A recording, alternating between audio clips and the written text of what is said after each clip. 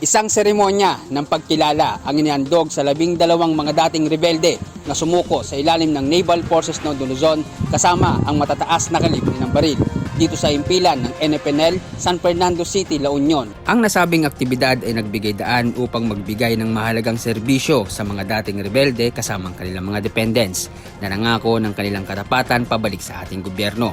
Kasama nilang isinuko ang kanilang mga armas katulad ng isang M14 rifle, 2 45 pistol, 2 revolver at 1 granada. Ilang serbisyo naman ang ibinigay sa kanila tulad ng medical consultation at pagkilala sa ginawa nilang katapatan at pagbabalik loob sa ating gobyerno. Ang kanilang kusang loob ng pagsuko sa pamahalaan ay dulot na rin ng matinding kahirapan at gutom na kanilang nararanasan sa loob ng kilusan. Pinangunahan ni Naval Forces ng Luzon Commander Commodore Francisco G. Tagamulila Jr. Philippine Navy ang pagkilala sa mga dating rebelde at tinitiyak naman niyang makukuha ng mga sumukong rebelde ang mga benepisyaryo na dapat nilang makuha sa ilalim ng ECLIP or Enhanced Comprehensive Local Integration Program kung saan magkakaroon sila ng pagkakakitaan at pag-umpisa ng panibagong buhay sa ilalim ng ating gobyerno. Hinikayat naman ni Group Commander Civil Military Operations Group Philippine Navy Captain Gregory Gerald B. Pabic Philippine Navy General Staff Corps ang mga natitira pang mga rebelde na magbalik loob na sa ating gobyerno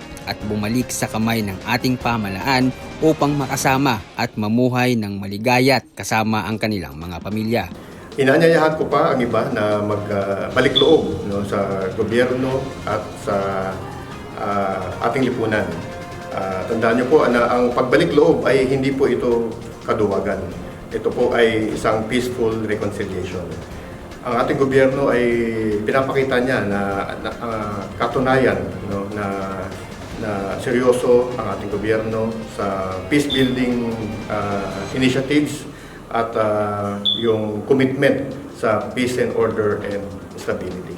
Mula rito sa Naval Forces ng Luzon, ako si Seaman First Journalist Elmo Gaspar, nag-uulat para sa Oras ng Mandaragat at Mandirigma.